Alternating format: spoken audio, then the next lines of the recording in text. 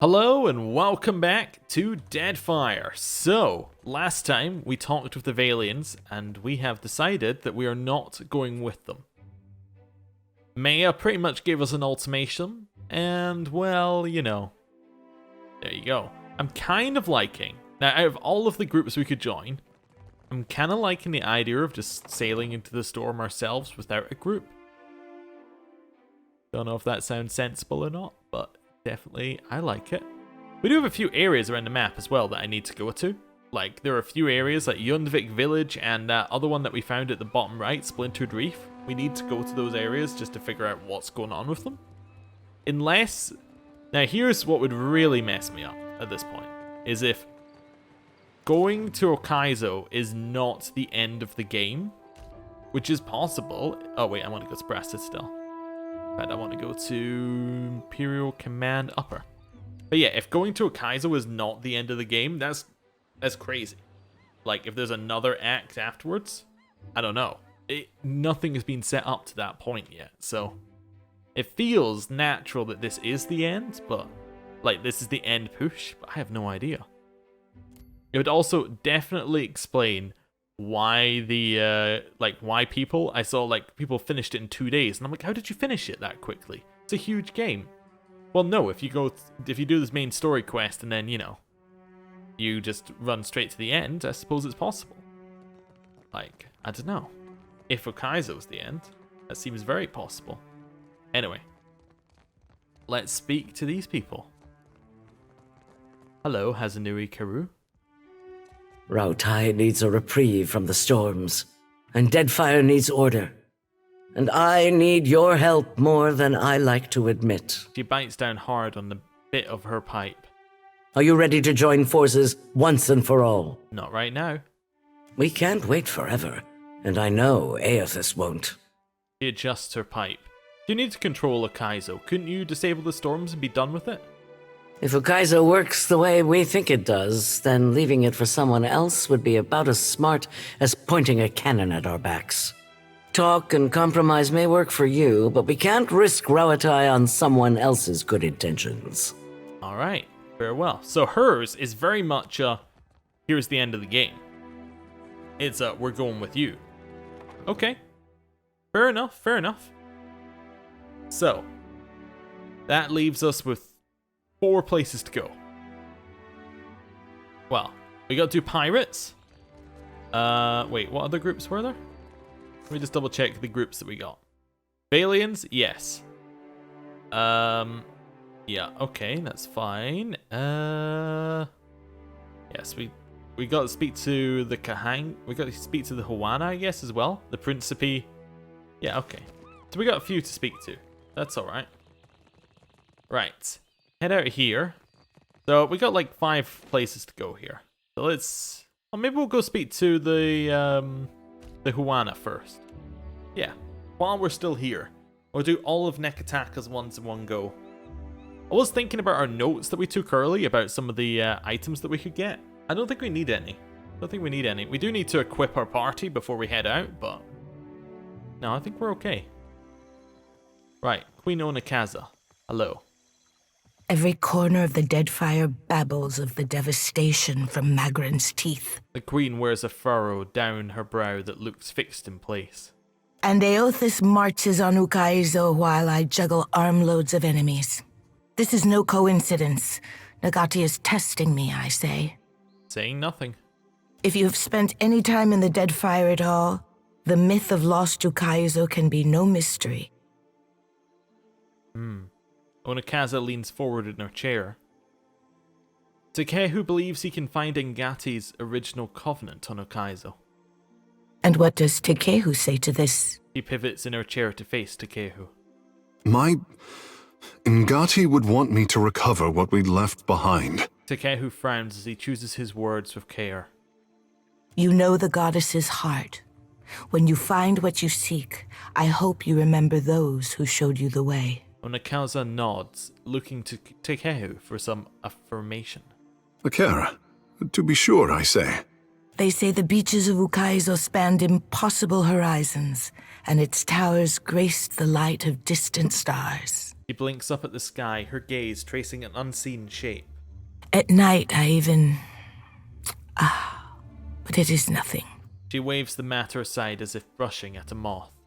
Go on. For what do the tribes not fight each other? For what are we united if not to take back lost Ukaizo? Unakaza shows her teeth. It's difficult to tell whether she's smiling or grimacing. If Ukaizo exists, even your own people doubt the legends. An ancient city greater than Neketaka, brimming with luminous Adra, and all built by the Huana thousands of years ago. It is a good thing our ships are pushed by wind, not certainty. My people will grasp for the unknown if it means standing against yours. Under Wodika's gaze do we keep order. Atop Nagati's seas are we tested. From Akuhu's bowels do we carry wisdom back to the tribe. Wodika probably not the best person to bring up right now, but okay. The gods want this for us, I say. We have come this far to restore order and earn back our empire. Chuckling to herself, Maya shakes her head. You have thoughts, soldier? Onakaza shoots her a withering look. Valia came here to make some coin. Rawatai followed to catch up with Valia. Now the Huana are scrambling to catch up to Rawatai. It'd be funny if it wasn't gonna get so many good people killed. Anyone who stands in our way is a wave to be crested. Your superiors should know this already. Onakaza flares her nostrils and nods. So, Watcher, do we unite and sail for Ukaizo?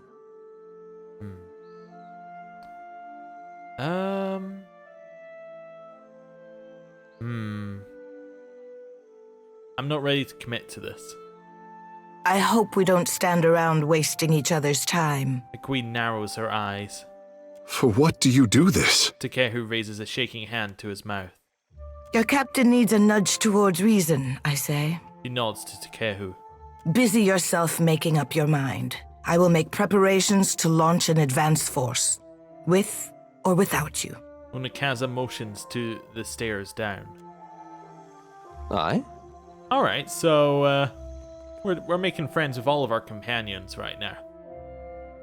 I mean, I think Maya, we probably is the one that we've made like us at all from this thing. We should do a reputation roundup.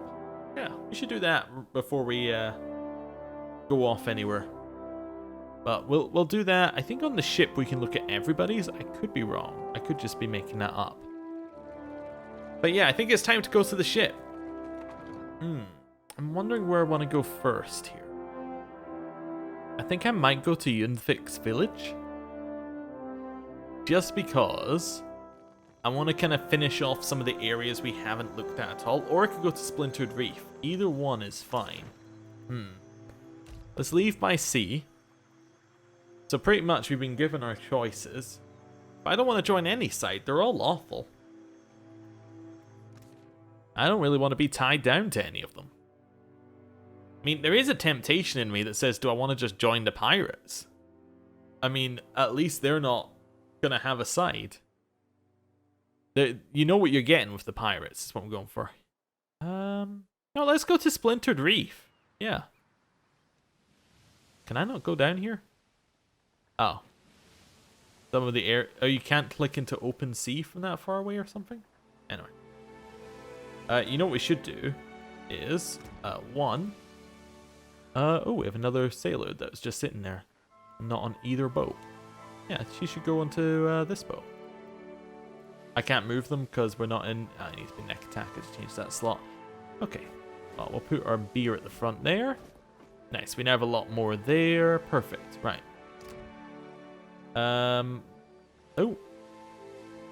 You find yourself in cold, suffocating darkness. There is a familiar weight in your hand. A lantern. It sputters to life, and the world shifts into focus. A staircase spirals endlessly below you. With nowhere else to go, you start down. Well, I guess the gods wanted a word. On every landing stands a door, each one stranger than the last. Some are clear, made from glass or Adra. Others still are locked with chains and bars, or stand ajar, spilling inky gloom across the steps at your feet. Trying to figure out who we're speaking to. I assume it's Barath, but we'll see. You hear the ringing of a small bell far above you. It is joined by another, then another. The ringing rushes down the staircase with all the strength of a river. Your lantern sputters out and you are carried down into the dark. The torrent deposits you in front of an open door carved in the constellations of Aora. Each star indicated by a small golden stud. You step inside. Interestingly, when we first spoke to the gods in the first game, very similar place we were at. We were at a constellations, and that's where we spoke to each one individually. Anyway. A wave of blistering heat hits you. Then a sea salt wind. Divine voices boom and screech. Their words shake the platform beneath you, shake the very air around you. The gods are fighting. Ingati/Andra, just from left to right. Wodica, Whale, Barath, Magrin, Helia. Also, I do love how they're so serious, and then you've got Whale is like, hey guys, I'm here as well. Anyway. Lay your blame elsewhere, Wodica. I won't suffer your arguments any longer. Magrin looms large before you, an accusing finger leveled at the melted visage of Wodica. Wodica screws her mouth into a sneer. You fool! If only we had attacked him when I first proposed it. Accusations drip bitter as bile from her tongue. What's going on here? You have found us engaged in a spirited discussion. Haha! I get it. Because they're all kind of ethereal, spirity, you could say. The pallid knight looks down at you, a frown etched deep in her otherwise statue-still features. I am afraid we are not at our best. The Watcher's returned. Perhaps we should hear what he has to say. Helia's birds chatter anxiously among themselves. Wal's many eyes alight on each god in turn. We make little enough progress on our own, they say, a wry smile contorting their alien features. Progress? Are you planning something new? We try, but agreement eludes us. Andra's storm-dark eyes swivel to meet yours. Is there nothing we can do? Magrin glances at the pallid knight from the corner of her eye. After a thoughtful pause, she speaks. The time has come for us to seize the power we have long left untouched and absorb our scattered children. Andra nods, her lure bobbing bright. Terrible though it would be, perhaps you are right. And to say nothing. But we get ahead of ourselves. First, the Watcher must get to Ukaizo, and that will be a trial all its own. What do you mean? The Guardian of Ukaizo has stood watch over that place for millennia. It will not stand aside, not even for Bareth's herald. Helia, who had been lost in quiet, anxious conversation with her birds, breaks in. It yet lives. Of course. Our progenitors crafted it. A pair of Helia's finches come to join Wal's floating eye. They hover just out of Magrin's reach and swoop in to poke her when she's not looking. And the Watcher will be forced to reckon with it if he wishes to confront Aethys. The birds at last linger too long, and Magrin slaps them away. They burst into a cloud of essence, then reform, and fly in a screeching chorus back to Helia. Guardian of Ukaizo? A creature crafted by the Ingwithans to protect the machinery of reincarnation. It doesn't care much for visitors. Will you divulge our every secret to the kith, Magrin? Magrin shrugs. If it suits me. Go prepared, Watcher. The Guardian will not stand aside, not even for the Herald of Bareth. So I have to fight the Guardian of Ukaizo. Any suggestions? Where's the challenge in that? Magrin's black teeth shine. There is another topic we have yet to address. The pallid knight holds up one gauntleted hand, and the other gods fall silent. Tell me, Watcher, where do you stand? Well, it looks like a stand on this platform here. What do you mean? What do you think of Aethys' scheme to destroy the wheel? I don't know.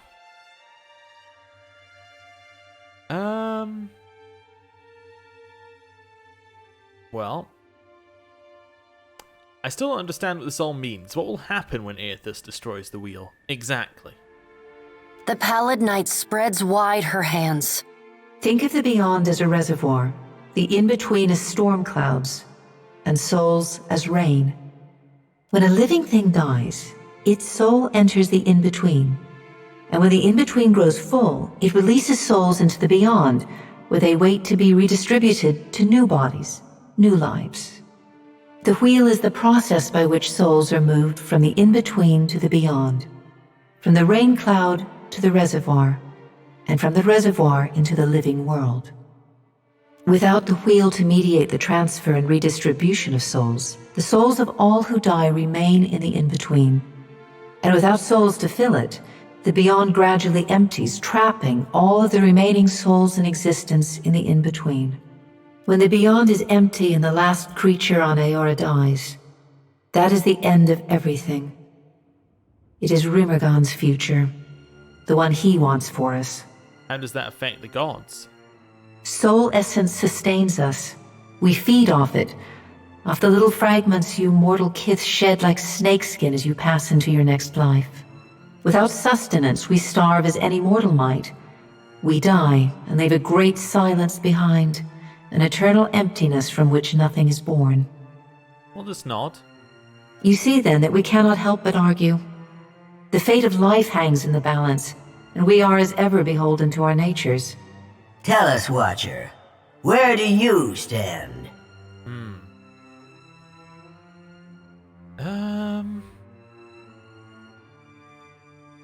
Not sure.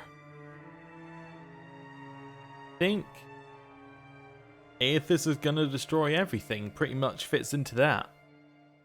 Finally, someone with a proper sense of urgency. Aethys loves the mortals more than any of us. He has always been their greatest champion.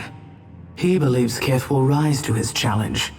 I am not so sure, but I look forward to watching them try. Saying nothing? What if Aethys is right and Kith succeed in rebuilding the wheel? What then? I don't know. Aren't you curious to find out? Wal grins. Always, Watcher. And what if they fail? Then they die. And so do we. We have to help them. Helia's voice rises, near to panic. Worika drives her fist into her hand. Help them! We should finally bring them to heel! The Pallid Knight raises a hand and stares at Worika until she falls silent. Watcher, Aethys yet values your counsel. The Pallid Knight's eyes bore into yours. An impassioned plea from the Hound of Aethys may still temper his actions. Confront him at Ukaizo. I will make him heed my words. A bark of dry, bitter laughter escapes Worika. You believe you will succeed where I have failed? Ha! The future of Kith and the gods rests on your shoulders, Watcher, so I hope that you do.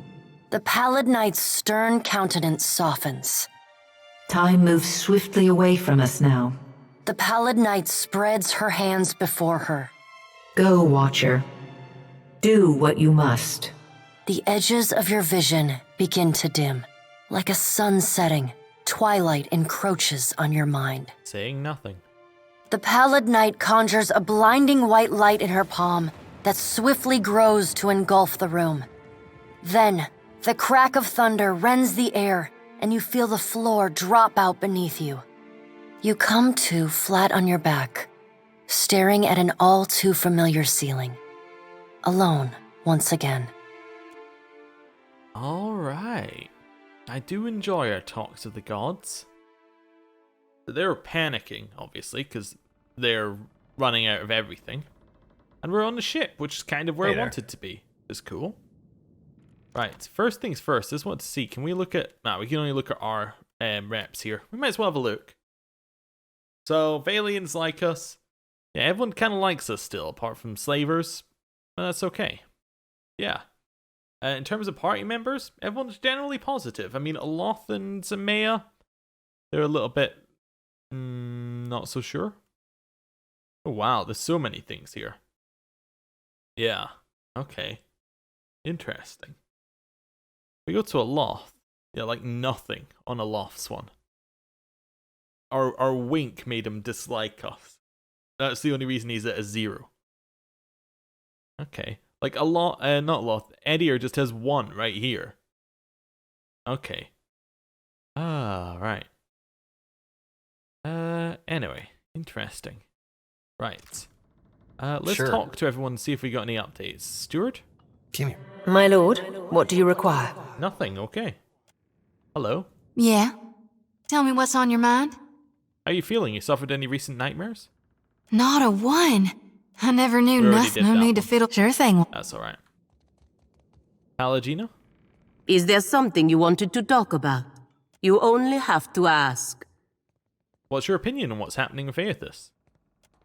She lets out a wry laugh, her golden eyes twinkling. I have to give Aethys credit. He is the only one of his kind to see how corrupt and self-serving the gods are. Even better, his plan, mad as it is, must be sending the rest of his kind into a fit. You don't even know. Their days are numbered, and there is nothing they can do to stop what is coming. Aren't you concerned about Aethys stopping the wheel? Not at all. Animancers will fix what the gods have perverted, and the republics will lead the way. With any luck, in a few generations, the names of the gods will be forgotten entirely. Zoti is just sitting in the corner, frustrated. Madiko, that's it. I've had enough of this simple-minded girl's idiocy. As I said. It isn't enough that we're looking for her god. She has to constantly spew her meaningless theology at everyone in earshot. What, I can't even talk while I walk now? Am I supposed to take a vow of silence for our heathen friend here? Really? Can we not just all get along? No way, no how. That bridge burned to ash 2 spats ago. I'm not surprised in the least. You had no interest in talking last time either. If you want to get right with me, stop asking me about my faith, my soul, Helia, and Madiko, everything else that I have no interest discussing with you. You keep telling me the clergy don't do anything, but here I am working to get you to open up. And what do I get for my persistence but resentment? This is absurd, Watcher. Why should anyone have to listen to this nonsense? Cut Zoti some slack, Palagina. She's just trying to be friendly. Incredible. You're still taking her side. I thought that what we went through in the Deerwood was worth something. Well, I sure would love to rub this in your face, Palagina. Instead, I'm gonna say this.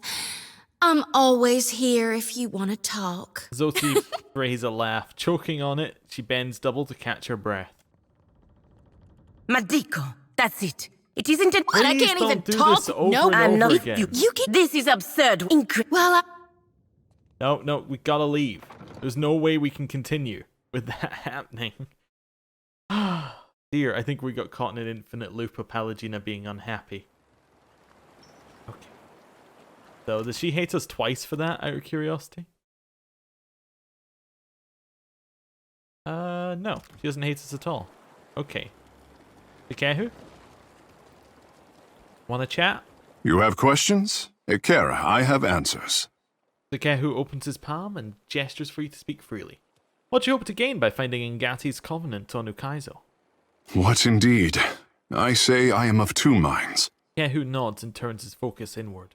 For what did the tribes give Ngati's chosen all the praise and education if I give them nothing in return? But to shackle my hopes as an artist is such a heavy responsibility. It is stifling, I say. Finding the covenant could bring the Hawana closer to the gods and the ways of the past. I must decide if this is best. Takehu sighs and nurses his brow. Right. That's a little calmer. Hey, Maya. So, it's to be Ukaizo. The last great arena of this contest. If you believe that sort of thing. Maya glances away, sniffling. Planting a flag in the sands of Ukaizo is a great way to hang a target on your back. I think it was just sniffing. Anyway. We sail for Aethys, not an island. Glad to hear that a practical opinion can still shout over the masses. I just want to know that we're doing this for the right reason. So far, I'm unconvinced. Until I see Ukaizo for myself, it's a bedtime story. Let the poets hang their hopes on a dream. Rawatai's navy should be better than this. What does Ukaizo mean to you? Ukaizo has fooled everyone into sacrificing and compromising for the ultimate prize of what? Getting there first? Even if we succeed, not everyone's gonna make it back to sing the tale of lost Ukaizo. Sounds like you have personal reservations. Ukaizo isn't a fortress in the path of shipping lanes. We don't even know if this mythical island has any defensive value. Maya throws her arms up as Shiza dances back with ruffled feathers and an irritated squawk. When this campaign is spread across razor-thin margins, how does the company plan on sustaining a garrison half the world away in uncharted seas? All the powers imagine that Ukaizo is a symbol for control, and they're willing to bet everything that they're right. The trading companies can bicker for territory. We have work to do. Couldn't be prouder to be a part of it, Captain. Thanks for letting me squawk in your ear like a Shiza after too much shark meat. I needed that. Maya sighs and cracks her neck with both hands. Alright then, Seraphim, you want to chat? It's been a while. An eyebrow, the blue of the open sea rises. Over an iris, the warm green of the shallow surf. You be boring a hole in me with them eyes, Cap. I'd offer an obol for your thoughts, but I prefer not to make deals I ain't got no intention to keep. Could say the same of you. You doing okay? I'd be fine, actually. Strange though it be. Do you want to talk? I'll listen. Not sure there'd be much to say, Captain. Oh my, we got so much. We need to tell the Consueglo about Bastion slaving to set the record straight. Aye, Cap. Much as I hates an honest word, some truths ain't for burial at sea. He smiles. And despite it all, Cap, I'll be right glad to be serving with you. He bows and turns away. Anything else? Ahoy, Captain. What can I do you for? I glimpsed your thoughts when Romaro told us about the sorcerer and its slaves. I espy a lurking question, Cap. Want to tell me about it? His small frame expands as he inhales deeply and deflates with a long sigh through his nostrils. I were born into slavery, Cap. I never knew no father save Romaro and don't much remember my mother. I do remember the day they tore me from her arms. Her screams. Kind of thing that leaves a mark. It'd have been one thing if I was purchased for labour, to lift or farm or fix or what do you have. But they bought me to fight. Threw me in a fucking pit. Set me against other slaves. He shudders. Well, this is why you hate slavers so much. Be needing a reason to hate slavers, do I? Not really. They transported me twixt one pit and the next by ship. And they would set me swabbing decks. He massages one palm with a furrowed thumb. One eve, the sorcerer fell upon 'em sneaking up in the sunset. When blades were drawn, I availed myself of one. Found myself a little justice. Romaro brought me aboard the sorcerer. The rest of the story's old. Alright, farewell. Seraphim salutes and turns away. You know, of a lot of them, well, I suppose there are other. But Seraphim seems like, we're his captain. He's gonna follow our orders. He's generally quite content. Doesn't really go off and do his own thing. Doesn't go crazy. Amazing. Right. Aloth, hello. Yes? Alright then, Aloth. See you later. Edir. I got time. Alright. Well, cool. Nice speaking to you. Nobody else needs spoken to in there, so I guess we're done. Yeah, guess we're done in there. I should have clicked the one that lets us leave the boat. That would have worked a lot better. Right. Just looking at the time on the episode. I think we are going to continue down to Splintered Reef, but maybe not explore it today. That seems fair enough, although we are going to get another event and see. It'd be nice if you could turn off events and see. They're fun the first couple times. They're really a part of the game that I don't really get. You know what I'm meaning? Like, I know why they're there, but like when you just get the same event 10 times in a row, you start to go, it's not really very good at anymore at that point. Anyway, we'll see. Expecting it to hit round about here. Here at the S? No? Okay. Splintered Reef it is then. Are we even able... Oh yeah, we are able to explore it. Cool. Go in. So I don't know what this place is. We have no idea about it. So let's go to the pickled eel. See what's going on. You encounter a veil of thick fog. A series of flimsy docks connect scattered stretches of dry land. On all sides you are flanked by the hulks of splintered wrecked ships. A thick fog sits on the water, obscuring the path in all directions. The only sound you hear are the lapping of water and your own footsteps upon the narrow, rotting planks. The eerie quiet is broken off by the barking of a dog somewhere off to your left. Whistle for the dog. Your whistle is met with a renewed barking, then a sharp whine, abrupt and shrill. After several moments of silence, you hear a running tread upon the docks. The dog bounds from the fog, its dark fur matted with blood. Two figures stumble after the hound, their maws stained red. Out of the fog they're revealed for what they are. Withered, rotting, humanonian silhouettes. Darghouls. They halt, swaying at the sight of you, but make no further move. From the darkness of the fog, a third robed figure emerges, a twisted staff raised high in their hands. A flash of light emerges from the staff. As you look on, runes seared in the Darghouls' foreheads flare to life, glimmering like beacons in the darkness. Snarling, the Darghouls rush for you, their blood-slicked claws slicing at the air. Oh, okay. I didn't change our party up. Thinking I maybe might have wanted to, but that's fine. Okay. So we got Gravehound, we got a couple of swashbucklers, we got the Vampire. Okay, so step number 1 here. Murder the Vampire. Just like all in on the Vampire. Double shot. Shiza, turn on your tactics, get them to attack the Gravehound. We'll get that swirling to go on. Worth and rough. Get Palagina to charge in at the dog. And Loth is going to chuck down one of these CC bouncing things. Go. Try this. Nice, the knockdown worked. Okay. Yeah. Didn't kill it. Oh, they did manage to convert us already. Kind of what I was hoping to avoid. Wounding shot. Okay, the tornado's still going. This will not do. Nice, nice. She got charmed. I hate that. Okay, so half our party is now charmed. Hit the CC down. Okay, I shall. Let's run away here. To Kehu, this is definitely time to switch into a shark. And then cast lightning. Right. Aloth, chain lightning. Go for it. Right. I'll teach you a lesson. Perfect. Okay. Okay.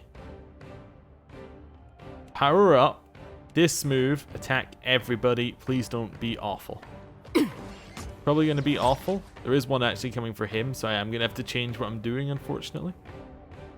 No, do this one. Power that one up.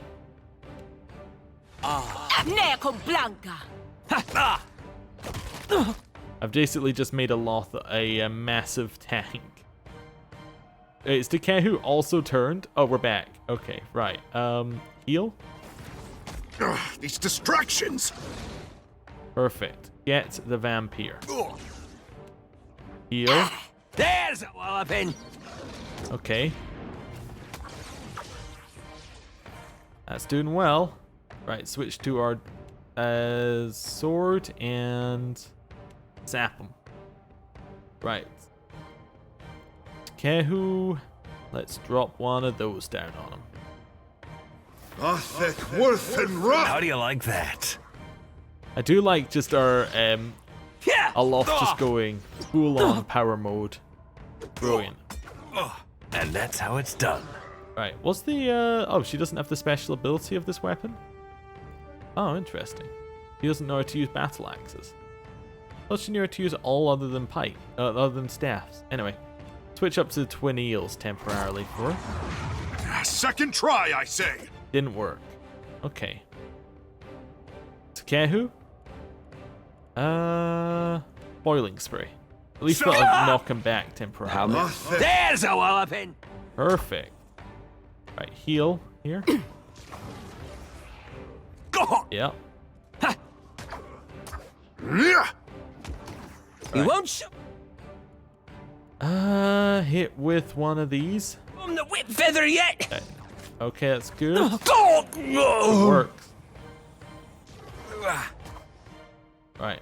Yeah.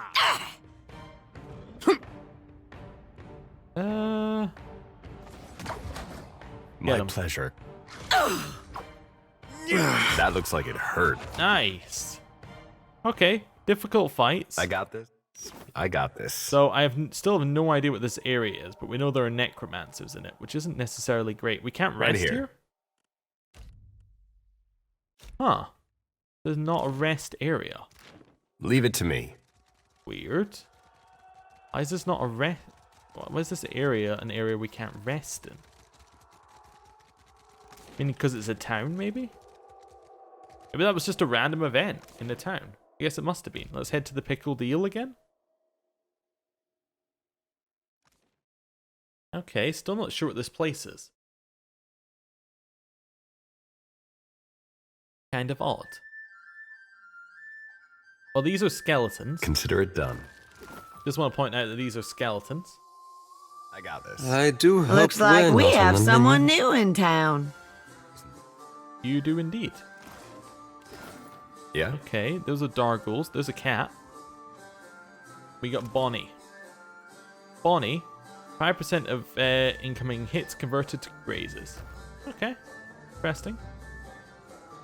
We got Dargles, ghouls. What's going on here? I mean... Just arrived. I'll wager you've a thirst. I know the trope they're going for here, the skeleton crew. You there? Are you up here?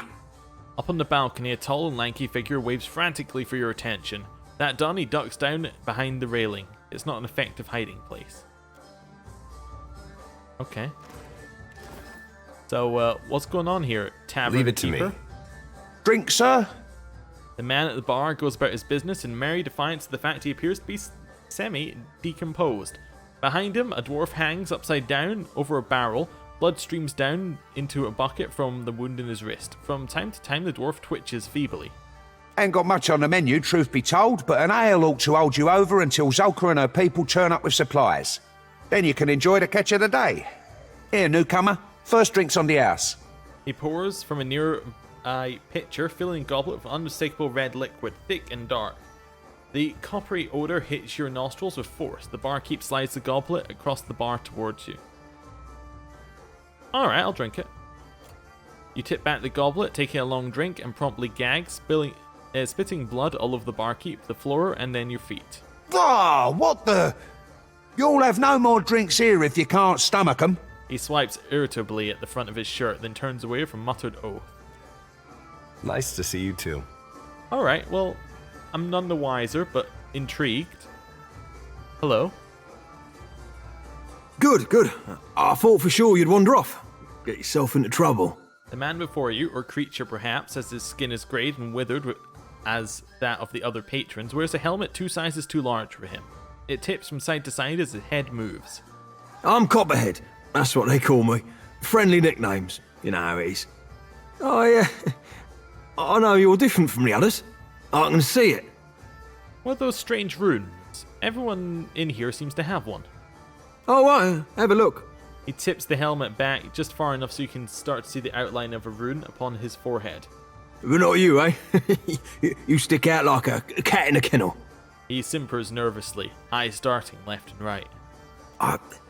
It's not safe here. Not where everyone's looking, listening. I have a house, out on the outskirts. They don't mind me keeping to myself. We can talk there. Very well, I'll meet you there. Look out for the ones in charge. Them with the staffs. They spy you, things will get bad in a hurry. Zulka, especially she... I have to go. Oh, there's Zukla, I guess. A woman strides into the tavern, bearing a staff whose ornamental head glows with arcane energy. She strikes the staff upon the ground once, and the tavern fills with eerie light as the runes carved upon each vessel's forehead begin to glow. Zukla mutters something under her breath, and a faint aura ripples around the two bound kith standing behind her. That done, she makes a sweeping gesture of the arm, with all the showmanship of a theater performer. Menzago has brought you a feast, my friends. Livestock and game. Tonight, we eat well. Everyone in the tavern cheers as the kith are carted into a back room. Copperhead, you are not staying for the celebration? Copperhead freezes mid-slink, grinning insipidly. Not today, Zulka. I've had my fill, really. Another mouthful and I'll split down the seams. He bobs his head in a feeble bow and then scuttles away. Zukla's attention drifts back towards the crowd. Still as a pond. Alright.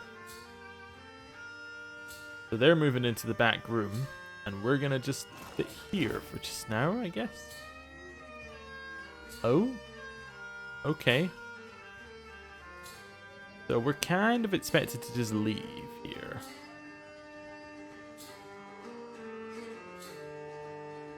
Into the corner. Oh, really odd circle of vision she's got. Or line, or cone of vision, I should say. Right, get out of here. Boathouse, I guess? Okay. Well, we made it there. Without being spotted by Zukla. Which I'm guessing would have been bad.